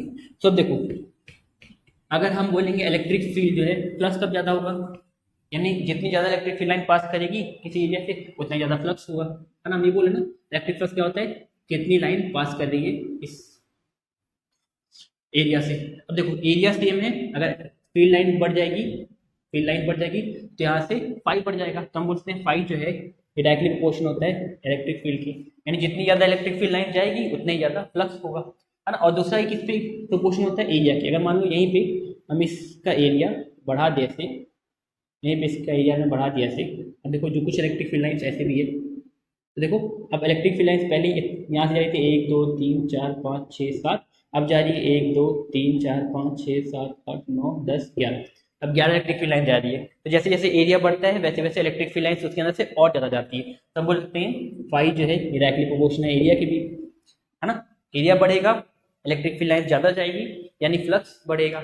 अगर इलेक्ट्रिक फील्ड लाइन्स को ही हम बढ़ा दें यानी डेंसिटी को बढ़ा दें इलेक्ट्रिक फील्ड लाइन्स की, तो भी क्या होगा, तो भी एरिया बढ़ेगा। तो हम बोलते हैं फाई जो है डायरेक्टली प्रोपोर्शनल होता है ई ए, यानी बोलते हैं फाई इज इक्वल्स टू ई ए। यहाँ पे कांस्टेंट जो है वो 1 ही होता है, ठीक है, ई डॉट ए, ठीक है, इलेक्ट्रिक फील्ड वेक्टर और एरिया वेक्टर, ठीक है। अगर इसको हम और सिंप्लीफाई कर सकते हैं करें तो हम लिखेंगे देखो phi is equals to E dot A cos, ठीक है। ऐसा क्यों होता है देखते हैं। मान लो यही फिगर है सेम, है ना, यही फिगर है, तो इसमें देखो क्या हो रहा है, अगर हमने लिया ये सेम एरिया और इलेक्ट्रिक फील्ड लाइन पर ऐसे जा रही है ना, तो हमको क्या चाहिए कि इलेक्ट्रिक फील्ड लाइन्स कितनी परपेंडिकुलर पास कर रही है गिवन एरिया से। तो क्या ये परपेंडिकुलर है, नहीं, एरिया ऐसा है और ये लाइन ऐसे जा रही है, परपेंडिकुलर तो कैसा होगा, जस्ट स्ट्रेट जाएगी, है ना। तो यहाँ पे अगर हम इसका एंगल मेजर करें, ये फॉर एग्जांपल इसका एरिया का, एरिया वेक्टर का और इलेक्ट्रिक फील्ड लाइन का जो एंगल है ये थीटा है ना। तो हमें पता है कि जो इलेक्ट्रिक फील्ड लाइन से इसके दो कंपोनेंट बनेंगे, एक इस तरफ एंगल की तरफ और एक एंगल के अपोजिट में। जो एंगल के अपोजिट बनेगा वो होगा ई साइन थीटा और जो एंगल की तरफ बनेगा वो होगा ई कॉस थीटा। अब देखो ये क्या है, ये एरिया वेक्टर के पैरेलल है, और हमको पैरेलल से तो मतलब नहीं है, हमको किससे मतलब है, कौन, परपेंडिकुलर है। तो ये एरिया वेक्टर है, इससे परपेंडिकुलर कौन सा कंपोनेंट है, कॉस थीटा। जहाँ पे हम कौन सा कंपोनेंट यूज करते हैं, कॉस थीटा। तो ये बन जाएगा final formula of electric flux, ठीक है, नोट कर सकते हैं इसको।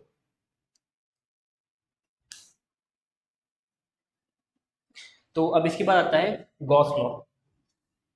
गॉस लॉ ये एक इंपॉर्टेंट टॉपिक है और एग्जाम में अक्सर पूछा जाता है, इवन 2013 2014 2015 2017 18 में काफ़ी बार पूछा गया ऐसे क्वेश्चन, ठीक है, एप्लीकेशन पे इसे क्वेश्चन काफ़ी आया है। तो गॉस लॉ क्या बोलता है, गॉस लॉ ये बोलता है अगर हमारे पास कोई भी क्लोज सरफेस है, अब हमारे पास कोई भी क्लोज सरफेस है ना, कोई क्लोज सरफेस है, तो उसमें जो टोटल इलेक्ट्रिक फ्लक्स होगा, इसके अंदर जो टोटल इलेक्ट्रिक फ्लक्स होगा वो कितना होगा, वो होगा क्यू बाय एप्सिलॉन नॉट। वो गॉस लॉ ये बताता है कि जो टोटल इलेक्ट्रिक फ्लक्स होगा किसी भी क्लोज सरफेस में कितना होगा, क्यू बाय एप्सिलॉन नॉट। तो Gauss law it states that total flux linked to any closed surface is 1 by epsilon naught times the total charge enclosed in it। ये बोल रहा है कि गॉस लॉ ये बोलता है कि टोटल फ्लक्स जो होगा किसी भी सरफेस में वो क्या होगा, वो कितना होगा, 1 bye epsilon not times total charge enclosed in it. यानी इसमें फॉर एग्जांपल चार्ज कितना है, इस बॉडी के अंदर, क्लोज बॉडी के अंदर चार्ज कितना है, क्यू। सो ये कितना होगा, Q into 1 bye epsilon not, बोला ना, 1 bye epsilon not times the total charge कितना है, क्यू। तो गॉस लॉ जो बोलता है वो होता है pi is equal to Q by epsilon naught, ठीक है। इसका प्रूफ भी आता है एग्जाम में, प्रूफ करने के लिए। तो प्रूफ कैसे कर सकते हैं इसको, हम प्रूफ देखेंगे। अगर फॉर एग्जाम्पल यही फिगर लेके प्रूफ देखते हैं इसका, ये चार्ज है, ये इलेक्ट्रिक फील्ड बनाएगा ऐसे, है ना, इलेक्ट्रिक फील्ड बनाएगा ऐसे, ठीक है, चार डायरेक्शन में, ठीक है। हम कोई भी एक सरफेस कंसिडर करें, फॉर एग्जाम्पल ये सरफेस हम कंसिडर करें, इस पर ये क्या है, एक सरफेस है, ठीक है, छोटा सा कंपोनेंट है डी ए, और यहाँ पे इलेक्ट्रिक फील्ड जो है ये ई वेक्टर, ठीक है। अब देखो एरिया वेक्टर किधर है, एरिया वेक्टर इधर है, इलेक्ट्रिक फील्ड देखो एरिया ऐसा है, इसका एरिया का वेक्टर किधर होता है, परपेंडिकुलर टू द एरिया, है ना, ये ऐसा है। इसकी इलेक्ट्रिक फील्ड कैसे निकल रही है, सेंटर से आउटवर्ड, वो भी ऐसी है ना। तो अगर हम देखें, हमको पता है फ्लक्स, टोटल फ्लक्स कितना होता है, टोटल फ्लक्स, ये हम क्या देख रहे हैं, प्रूफ ऑफ, ये हम देख रहे हैं प्रूफ ऑफ गॉस लॉ, यानी जो हमने पढ़ा ना कि phi is equals to Q by epsilon time से, हम इसको प्रूफ करेंगे यहाँ पे, गॉस लॉ को प्रूफ करेंगे। कैसे? देखो टोटल फ्लक्स कितना हो जाएगा, मतलब फाई जो होता है वो क्या होता है, E dot A cos theta. यहाँ पे हम छोटा सा एरिया ले रहे हैं तो हम यहाँ पे छोटा सा एरिया लेंगे तो फ्लक्स भी छोटा सा होगा, डी फाई कितना हो जाएगा, ई डॉट डी ए कॉस। अच्छा ये एंगल कितना बना रहे हैं, फ्लक्स इधर है, सॉरी एरिया इधर है, एरिया वेक्टर, और इलेक्ट्रिक फील्ड भी इधर है, तो इनके बीच का एंगल कितना हो जाएगा, 0 डिग्री। कॉस 0 होता है 1, तो डी फाई कितना हो जाएगा, डी फाई हो जाएगा ई डॉट डी ई। ठीक है, अब इसको इंटीग्रेट करते हैं, इंटीग्रेटिंग अबव इक्वेशन, ऊपर इक्वेशन को इंटीग्रेट करेंगे, D phi is equal to integration of E, D का इंटीग्रेशन होगा 0 से लेके 4 पाई आर स्क्वायर। देखो ये एरिया कितने में फैला है, ये एरिया क्या है, curve surface area of sphere, और curve surface area of sphere क्या होता है, 4 पाई आर स्क्वायर। तो कहाँ से कहाँ तक जा रहा है, 0 से लेके 4 पाई आर स्क्वायर। ठीक है, यहाँ डी फाई का इंटीग्रेशन हो जाएगा phi is equal to E, electric field क्या होता है वो बताए, के क्यू बाय आर स्क्वायर। किसी भी चार्ज की क्या होती है इलेक्ट्रिक फील्ड, किसी भी पॉइंट चार्ज का इलेक्ट्रिक फील्ड के क्यू बाय आर स्क्वायर। यहाँ पे ये बहुत बड़ा सा स्फीयर है, ये कैसे बिहेव कर रहा है, अदर पॉइंट चार्ज। ठीक है, और यहाँ पे एरिया कहाँ से कहाँ तक जाएगा, 4 पाई आर स्क्वायर तक, 4 पाई आर स्क्वायर। यहाँ से आर स्क्वायर से आर स्क्वायर कट गया, के क्या होता है 1/4 pi epsilon naught into Q into 4 pi. K की वैल्यू में रखी ये, इसके बाद क्या है क्यू, इसके बाद 4 पाई, 4 पाई से 4 पाई कट गया, ये बचा क्यू बाई एप्सिलॉन नॉट, यानी टोटल फाई कितना हो गया, जो फाई है वो हो गया क्यू बाई एप्सिलॉन। तो अगर कभी 2 फाई है गॉस लॉ का तो हम ये फॉलो करेंगे। ठीक है, तो डाल लीजिए।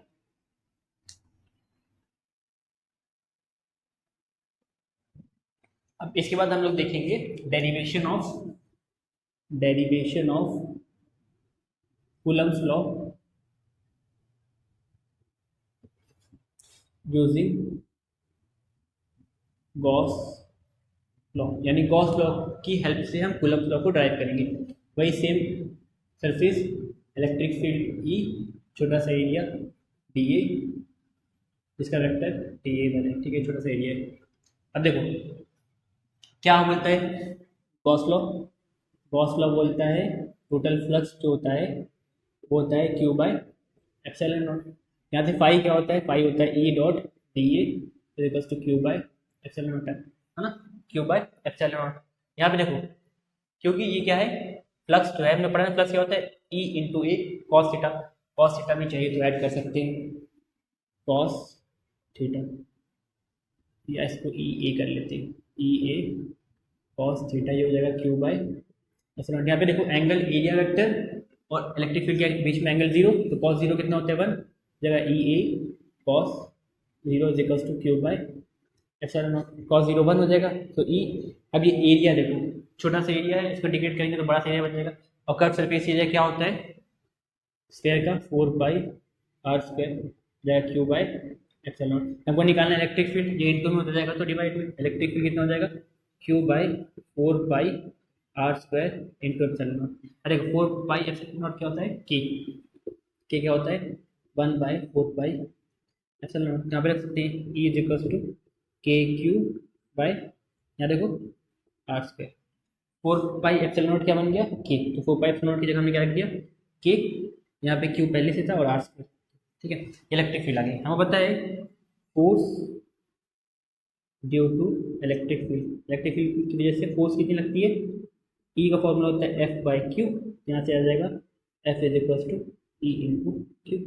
देखो ये क्यू है, यहाँ डिवाइड हो जाएगा तो मल्टीप्लाई। अब मान लो यहाँ पे कोई टेस्ट आ जाएगी तो उसको हम क्यू नॉट भी लिख सकते हैं, क्या आ जाएगा क्यू नॉट। फोर्स कितना हो जाएगा, इलेक्ट्रिक फील्ड हमने निकाला है कितना होता है के क्यू बाय आर स्क्वायर, यहाँ पे ये क्या है क्यू नॉट। फोर्स जो हो जाएगा इलेक्ट्रिक फील्ड, यहाँ से हमने उठा के रखा इलेक्ट्रिक फील्ड की जगह, और क्यू नॉट यहाँ पे तो ये बन जाएगा फाइनली फोर्स का फॉर्मूला, फोर्स हो जाएगा K Q naught by R square. हमको पता है यही क्या होता है कूलम्स लॉ। तो कभी भी बोलेगा डेराइव करने के लिए Coulomb's law using Gauss law, तो ये मेथड को हम फॉलो करेंगे। ठीक है, इसके बाद अब आता है सबसे इंपॉर्टेंट टॉपिक इस चैप्टर का, application of Gauss law. Application of Gauss law, जिससे सबसे ज़्यादा क्वेश्चन पूछे जाते हैं इस चैप्टर से। इस चैप्टर से सबसे ज़्यादा क्वेश्चन इसी टॉपिक से पूछे जाते हैं और ये बहुत इंपॉर्टेंट टॉपिक है, बहुत इंपॉर्टेंट। तो इसमें गॉस लॉ के 3 एप्लीकेशन है। पहला है किसी भी इनफाइनाइटली लॉन्ग चार्ज वायर से, किसी भी इनफाइनाइटली लॉन्ग चार्ज वायर से इलेक्ट्रिक फील्ड कितनी बन रही है उसको निकालना, जो कि हमने सीखा था। जब हमने सीखा था किसी भी इनफाइनाइटली लॉन्ग वायर से इलेक्ट्रिक फील्ड निकालना है ना, उस टाइम हमने बोला भी था कि वो थोड़ा सा लंबा डेरिवेशन पड़ जाता है, उसको याद रखने की जरूरत नहीं, तो हम ये डेरिवेशन फॉलो कर सकते हैं। देखो ये है एक इनफाइनाइटली चार्ज लॉन्ग वायर, इसमें चार्ज है, ठीक है, ये चार्ज है। अब देखो इस चार्ज के परपेंडिकुलर में क्या होगा, इलेक्ट्रिक फील्ड निकलेगी ऐसे, चार्ज के परपेंडिकुलर में इलेक्ट्रिक फील्ड निकलेगी, ठीक है, इस साइड भी इस साइड भी। तो यहाँ पे चार्ज है तो क्या करेंगे, इलेक्ट्रिक फील्ड को निकालेंगे, ठीक है। अब देखो यहाँ पे चार्ज जो है ये कैसा, ये जो चार्ज है ये एक स्फेरिकल इलेक्ट्रिक फील्ड बनाएगा, ठीक है। तो इसकी इलेक्ट्रिक फील्ड कैसी होगी, देखो इलेक्ट्रिक फील्ड की सरफेस होगी कैसी होगी, स्फेरिकल। मतलब क्योंकि देखो ये चार्ज है ऊपर, इससे नीचे एक चार्ज है, तो ऊपर और नीचे चार्ज का इन्फ्लुएंस उतना ज़्यादा नहीं रहेगा। जैसे यहाँ पे चार्ज है, ये अभी चार्ज देखो ऊपर की तरफ में इसको एक चार्ज रोक रहा है, नीचे की तरफ में इसको एक चार्ज रोक रहा है, तो इसकी इलेक्ट्रिक फील्ड कैसे बनेगी, ऐसे। इसके ऊपर जो चार्ज है वो भी कैसे बनेगा इलेक्ट्रिक फील्ड, ऐसे। इसके ऊपर भी बहुत सारे चार्ज है, वायर में देखो लगातार चार्ज है, तो कैसे इलेक्ट्रिक फील्ड बनाएंगे सब, ऐसे, है ना, ये चार्ज ऐसे बनेगा। तो अगर हम सबको जोड़ दें तो ये क्या बन रहे हैं, एक सिलेंड्रिकल। तो इसको अगर हम सबको जोड़ दें तो क्या बन रहे हैं, सिलेंड्रिकल इलेक्ट्रिक फील्ड की सरफेस, है ना। अब देखो ये सिलेंड्रिकल सरफेस है ना। और हमको पता है इलेक्ट्रिक फ्लक्स जो होता है, इलेक्ट्रिक फ्लक्स जो होता है सरफेस में का क्या होता है, उसमें से जो कोई भी एरिया को जो हमने कंसीडर किया उससे कितनी इलेक्ट्रिक फील्ड लाइन्स निकल रही है। यहाँ पे हम गॉस लॉ का यूज कर रहे हैं, तो गॉस लॉ क्या बोलते हैं, अकॉर्डिंग टू गॉस लॉ जो फाई होगा वो होगा क्यू बाय एप्सिलॉन नॉट, है ना। और यहाँ पे देखो फाई जो होता है वो होता है ई डॉट ए। यहाँ पे कितने एरिया हैं, पहला एरिया तो ये जो नीचे, अगर हम किसी भी सिलेंडर को देखें तो एक एरिया होता है नीचे, एक एरिया होता है सिलेंडर के ऊपर, और एक एरिया होता है कर्व सरफेस एरिया। यहाँ पे देखो एक एरिया होगा कर्व सरफेस एरिया, एक होगा सिलेंडर वाला, एक एरिया होगा ये तीसरा वाला, ठीक है। तो ये 1 2 3, अब यहाँ पे हम 3 एरिया लेंगे, यानी 3 एरिया यानी 3 फ्लक्स होगा, एक फाई 1 होगा, एक फाई 2 होगा, एक फाई 3 होगा। कितना होगा, Q by epsilon. Total flux कितना होगा, 3 सरफेस है तो 3 फ्लक्स बनेगा, तीनों फ्लक्स कितना हो जाएगा, क्यू बाय एप्सिलॉन नॉट। पहला फ्लक्स कितना होगा, ई dot D A cos theta. अब इसका इंटीग्रेशन करेंगे। अब इंटीग्रेशन जो ये सिंबल है ये किसका इंटीग्रेशन है, क्लोज इंटीग्रेशन का। जब भी कोई क्लोज सरफेस होती है तो उसको दिखाने के लिए इसको हम इंटीग्रेशन का ये फॉर्म दिखाते हैं। अब देखो हमको पता है कि क्लोज सरफेस है ना, क्लोज सरफेस है, इसका इंटीग्रेशन क्या होगा ना, वही नॉर्मल जो इंटीग्रेशन करते हैं वही इंटीग्रेशन का मेथड फॉलो करेंगे, बस एक सिंपल है रिप्रेजेंट करते हैं। ये सरफेस 1 के लिए, सरफेस 2 के लिए क्या हो जाएगा, वही ई dot D A cos theta. Surface 3 के लिए भी क्या हो जाएगा, ई dot D A cos theta, जो कि टोटल हो जाएगा Q by epsilon not theta. Plus 1 इतना हो गया, प्लस 2 इतना हो गया, प्लस 3 प्लस क्या होता है E dot A cos theta, है ना। अब देखो यहाँ पे पहला वाला जो है इसमें इलेक्ट्रिक फील्ड लाइंस कहाँ है, ऐसे इलेक्ट्रिक फील्ड लाइंस ऐसे है। इसका देखो फेस कहाँ है, जैसे कोई सिलेंडर होता है इसका फेस देखो, फेस के परपेंडिकुलर लाइन होती है, फेस परपेंडिकुलर लाइन नीचे वाला जो सर्कल होगा बॉटम उसमें ऐसे रहेगी। अब देखो नीचे परपेंडिकुलर फेस की लाइन ऐसे, इसका एरिया वेक्टर यहाँ है, इसका एरिया वेक्टर यहाँ है, और इसकी इलेक्ट्रिक फील्ड ऐसे है, क्योंकि बीच में कितने एंगल बन रहे हैं 90 डिग्री। ध्यान रखते हैं phi E dot D A cos 90 plus phi 2 A dot D A cos, इसमें कितना एंगल बन रहा है, देखो सेकंड सरफेस ये है ना। अब इसमें हम देखिए सिलेंडर की सरफेस ऐसे है, तो इसमें अगर हम कोई भी एरिया कंपोनेंट लिए, जैसे मान लो ये एरिया है, हम इतना सा कंपोनेंट ले रहे हैं, ठीक है। इसका कंपोनेंट ऐसे, कंपोनेंट के परपेंडिकुलर इसका एरिया वेक्टर होता है, ये परपेंडिकुलर एरिया वेक्टर है। इलेक्ट्रिक फील्ड लाइंस भी ये area vector perpendicular, electric field lines भी ऐसे निकल रही है, तो इनके बीच में कितना एंगल बन रहा है 0 डिग्री, तो हो जाएगा cos 0। एंड लास्ट वाले में जो है वो हो जाएगा ई डॉट डी ए कॉस। अब देखो इसमें कितना होगा, इसका एरिया वेक्टर टॉप सरफेस जो है सिलेंडर का उसमें एरिया वेक्टर ऐसे ऊपर की तरफ, और इसका इलेक्ट्रिक फील्ड लाइंस ऐसे, इनके बीच में कितना बन रहा है 90 डिग्री, तो हो जाएगा cos 90, जो कि हो जाएगा क्यू बाय चलना। अब cos 90 कितना होता है 0, ये पूरी टर्म हो जाएगी 0, क्योंकि 0 into E dot D A 0 cos 90 zero, ये पूरी टर्म भी जीरो, बचा क्या E integration of D A, cos zero कितना होता है 1, is equals to Q by ना। यहाँ इलेक्ट्रिक फील्ड इनटू, अब देखो ये जो एरिया है जिसमें इलेक्ट्रिक फील्ड एक्चुअली में वर्क कर रही है, इलेक्ट्रिक फ्लक्स जिसमें एक्चुअली में वर्क कर रहा है, वो एरिया क्या है कर्व सरफेस एरिया। अब होता है कर्व सरफेस एरिया जो होता है सिलेंडर का होता है 2 पाई आर इंटू एच। जैसे मान लो यहाँ से यहाँ तक का डिस्टेंस है आर, तो इसकी जो लेंथ है वायर की हमने माना एल, तो जगह 2 पाई आर एल। चलो इसको रेडियस को हम ए मान लेते हैं थोड़ी देर अपनी समझ के लिए, तो जगह 2 पाई आर ए एल, यहाँ हो जाएगा E 2 pi R A, sorry 2 pi A L, ये हो जाएगा क्यू बाय एप्सिलॉन नॉट। अब ये इनटू में हो जाएगा तो डिवाइड इलेक्ट्रिक फील्ड कितना हो जाएगा Q by 2 pi A L epsilon, है ना। ठीक है, यहाँ डेरिवेशन कर देते हैं। ठीक है, देखो इलेक्ट्रिक फील्ड कितना हो जाएगा, ये इलेक्ट्रिक फील्ड हो जाएगा, देखो इस पूरी इक्वेशन को ऊपर नीचे हम 2 से मल्टीप्लाई कर देते हैं, तो 2 into Q by 2 into 2 pi epsilon not A L, 2 pi epsilon not A L.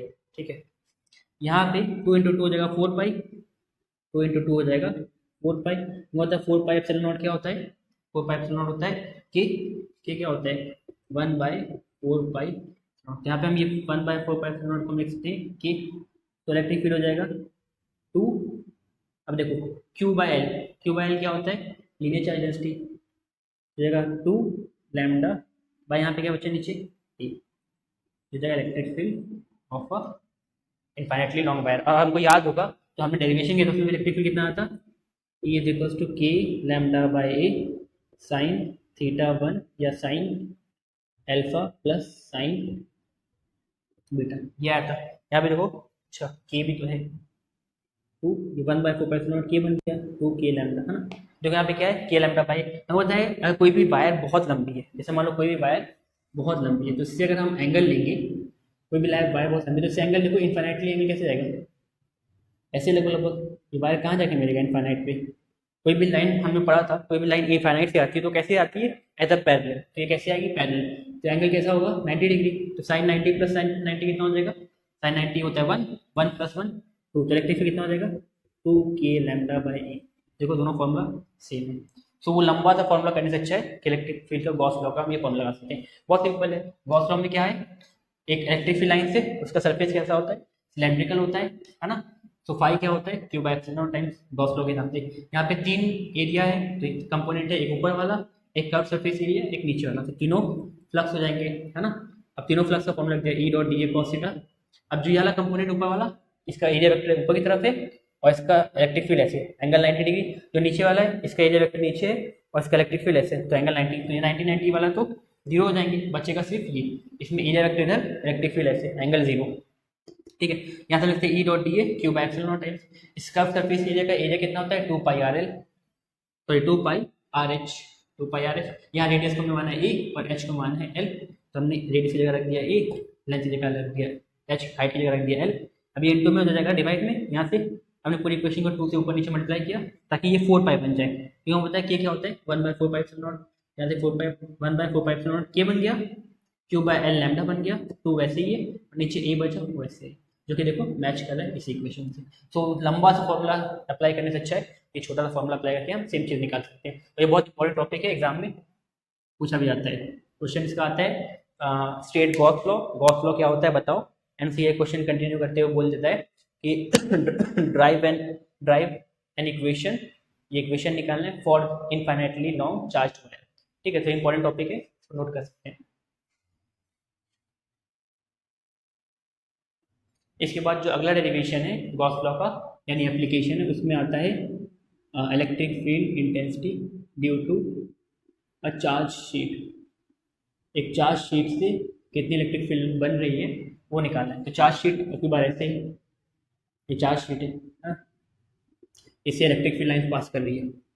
ठीक है, अब देखो इसकी चार्ज शीट ऐसी है ना, इससे इलेक्ट्रिक फील्ड लाइन से जा रही है। तो यहाँ पे 3 या 4 कंपोनेंट एरिया के बनेंगे। देखो एक हम कंसिडर करिए वाला कंपोनेंट, इस फेस वाला, एक एरिया वेक्टर ये हो गया, इसका नाम 1 दे दिया, इलेक्ट्रिक फील्ड लाइन से जा रही है। एक देखो एरिया वेक्टर ऐसे हो गया, है ना, ये वेक्टर देखो इस तरफ, इलेक्ट्रिक फील्ड लाइन इस तरफ। तो एक एरिया वेक्टर ये हो गया, एक ये हो गया नीचे वाला A3, एक ऊपर वाला हो गया A4, एक ये वाला हो गया बाहर की तरफ Z एक्सिस में A5, एक पीछे की तरफ हो गया A6। यानी अगर हम कोई भी प्लेन शीट देखें तो एक एरिया वेक्टर ये, तो ये बाहर की तरफ वाला A5, एक ऊपर वाला A4, एक इधर वाला A6, एक नीचे वाला A3, एक इधर A1, इधर A2, तो 6 वेक्टर होते हैं। ठीक है, अब देखो इलेक्ट्रिक फील्ड लाइन ऐसे, इसके बीच में एंगल 90 डिग्री, ये कट जाएगा A3, इसके बीच में एंगल 90 डिग्री कट जाएगा, ये 90 डिग्री इलेक्ट्रिक फील्ड लाइन देखो ऐसे, ये वेक्टर ऊपर देखो इलेक्ट्रिक फील्ड लाइन ऐसे, ये भी कट जाएगा, यानी यहाँ इलेक्ट्रिक फील्ड लाइन से और ये वेक्टर ऐसे, यानी देखो ये है ये एरिया वेक्टर और ये electric field lines, electric lines हमेशा से चलेगी, और ये वेक्टर देखो ये 90 डिग्री बन रहा है, कट जाएगा ये वाला, अब देखो ये इलेक्ट्रिक लाइन ऐसे, ये वेक्टर देखो 90 डिग्री बन रहा है यहाँ से, ये देखो 90 डिग्री, ये वाला कंपोनेंट भी कट जाएगा, ये वाला कंपोनेंट, पीछे वाला कंपोनेंट देखो ये इलेक्ट्रिक एरिया वेक्टर इधर, इलेक्ट्रिक फील्ड लाइन इधर, एरिया वेक्टर इधर। ठीक है, देखो ऐसे एरिया वेक्टर इधर, अब ये क्या है, ये भी 90 डिग्री बन रहा है, ये कंपोनेंट भी कट जाएगा। अब इसके जो लास्ट वाला कंपोनेंट है नीचे की साइड वाला, एरिया वेक्टर नीचे की साइड और इसके पीछे कंपोनेंट 90 डिग्री, तो ये चारों तो कट जाएंगे, बचेगा सिर्फ दो कंपोनेंट, एक ये वाला देखो ये इलेक्ट्रिक फील्ड लाइन से एरिया वेक्टर ऐसे 0 डिग्री, और एक ये वाला, तो यहाँ पे दो ही कंपोनेंट बनेगा। हम लिख सकते हैं using Gauss law, using Gauss law, Gauss law में पता है φ1 प्लस φ2 कितना होता है Q बाय एप्सिलॉन, क्योंकि यहाँ पे दो कंपोनेंट है इसलिए हम दोनों ले सकते हैं। तो इसका पता है फॉर्मूला होता है E dot D A cos theta plus E dot D A cos theta equals to Q by epsilon naught. ठीक है, अब देखो मान लो अब इनके बीच का एंगल कितना है, देखो इलेक्ट्रिक फील्ड लाइंस इधर वेक्टर ऐसा है, इलेक्ट्रिक फील्ड लाइंस है 0 डिग्री, तो cos 0 कितना हो जाएगा, E dot D A cos 0 plus E dot D A cos 0 equals to Q by, cos 0 होता है 1। ठीक है, यहाँ पे हो जाएगा E dot integration of area vector D A, ठीक है, प्लस ई, अब इंटीग्रेशन करेंगे इसका एरिया वेक्टर डी ए देखो तो कितना हो जाएगा Q बाय एप्सिलॉन। ठीक है, देखो ई, अब यहाँ पे सपोज इस पूरी की पूरी शीट का एरिया है ए, इसका एरिया को हम मान लेते हैं ए, यहाँ पे एरिया का इंटीग्रेशन क्या हो जाएगा ए प्लस दूसरा वाला भी ई, ये हो जाएगा Q by epsilon, E A plus E A 2 E A जो कि होगा Q बाय एप्सिलॉन टाइम्स, यहाँ से अगर हम ई निकालें इलेक्ट्रिक फील्ड निकालें, क्या है इलेक्ट्रिक फील्ड इंटेंसिटी, तो 2 ई डिवाइड में चला जाएगा, इलेक्ट्रिक फील्ड कितना हो जाएगा Q बाय 2 एप्सिलॉन नॉट ई। अब Q बाय ए होता है सरफेस चार्ज डेंसिटी, तो यहाँ लिख सकते हैं इलेक्ट्रिक फील्ड जो हो जाएगा सिग्मा, Q बाय ए सिग्मा हो गया, सिग्मा होता है Q bye a surface areal charge density, यहाँ मैंने दिया चार्ज डेंसिटी और नीचे बचा 2 बाय, तो बन जाएगा electric field intensity for a charge sheet. ठीक है,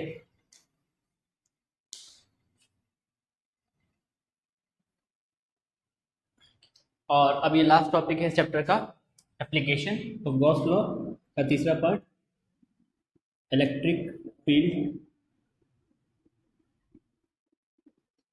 due to conducting spherical shell. ठीक है, या कंडक्टिंग स्फेयर बोल सकते हैं, सब पे वैलिड है, सबके लिए सेम ही होता है।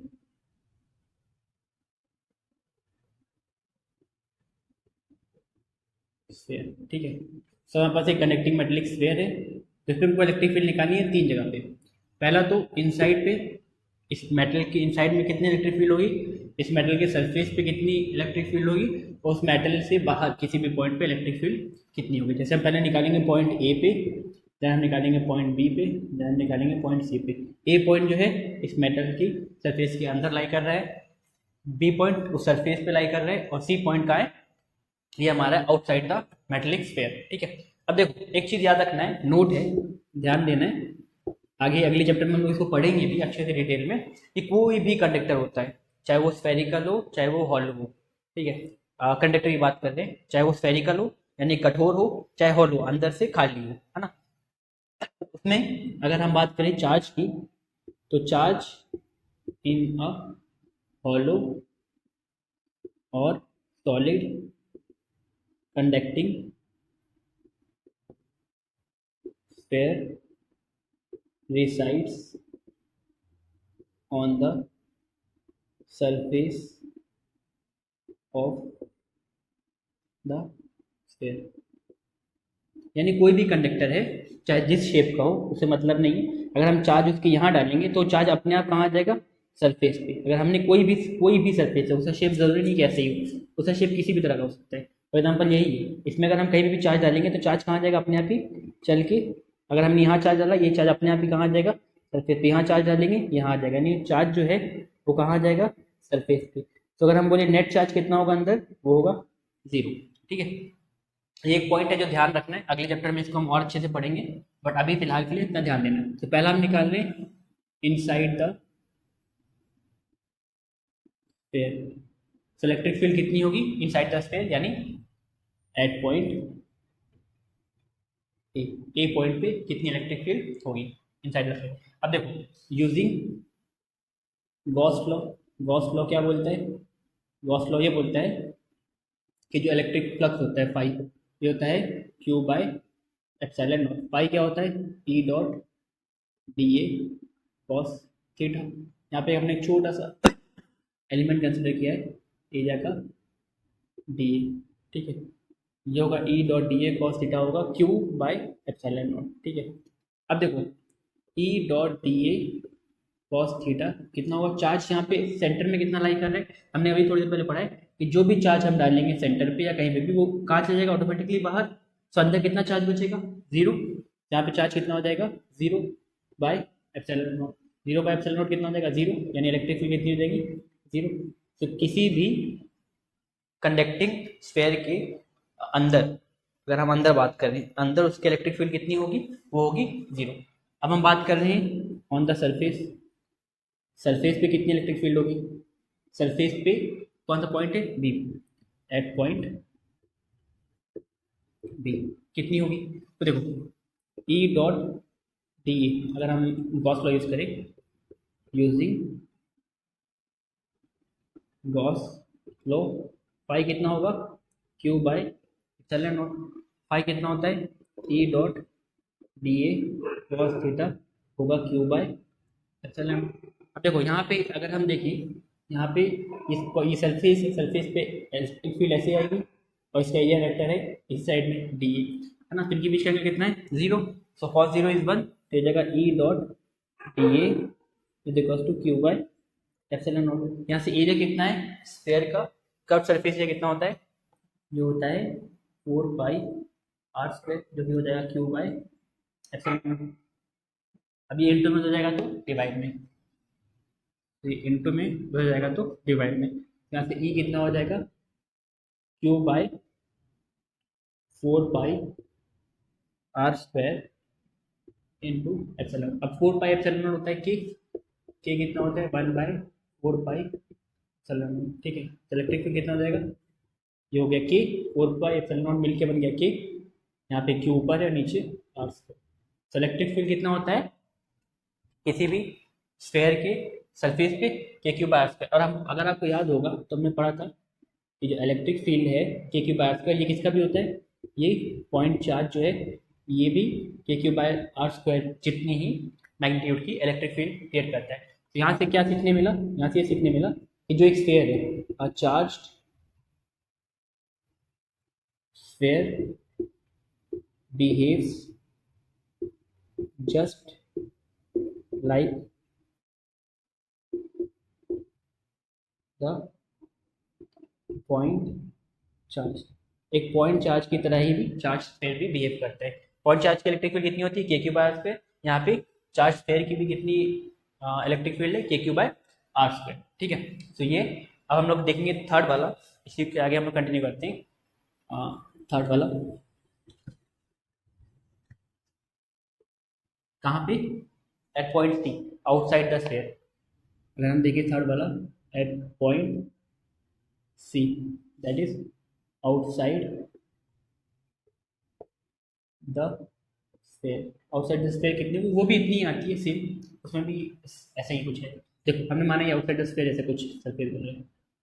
ठीक है, तो ये सरफेस बन रही है आउटसाइड द स्फीयर। यहाँ पे हमने सरफेस कंसिडर किया, यहाँ से इलेक्ट्रिक फील्ड जा रही है ऐसे ई, इस सरफेस पे एरिया जो है वो है ए, है ना। ठीक है, तो देखो यहाँ पे क्या है, यहाँ पे भी वही सेम यूजिंग गॉस लॉ,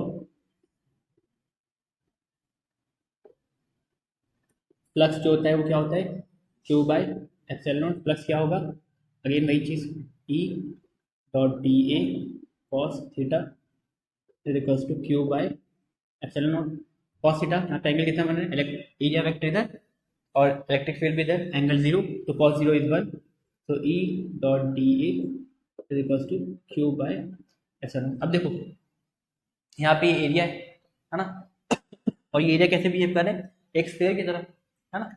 चाहो तो लिखो, नहीं तो हम एरिया के टर्म में भी लिख सकते हैं, हाँ। तो ई कितना हो जाएगा, अगर हम एरिया को एरिया ही मान लें, है ना, तो भी क्या हो जाएगा, सेम बिहेव करेगा। वैसे एरिया हम चाहे तो लिख सकते हैं 4 pi r² equals to Q by epsilon naught. जैसे ई कितना हो जाएगा, Q by 4 pi epsilon naught r², और 1/4 पाई एप्सिलॉन नॉट क्या होता है, के, तो ये हो जाएगा के क्यू बाय r², वही सेम आएगा। और अगर हम यही चाहते, हम यहाँ पे एरिया की वैल्यू पुट ना करते, इसी अगर हम दूसरे मेथड से करते तो हो जाता, देखो E dot A equals to Q by epsilon, मान लो एरिया ए, ठीक है, तो यहाँ से ई कितना हो जाता, ए इंटू में हो जाता डिवाइड में, तो Q by epsilon not A, तो उसका means electric field equals to Q by A होता है surface charge density sigma by, ठीक है। सो ये हमारा डेरिवेशन था, और इसी के साथ पहला चैप्टर ये पे खत्म होता है, ठीक है। तो बस आज के इतना ही, थैंक यू, रख के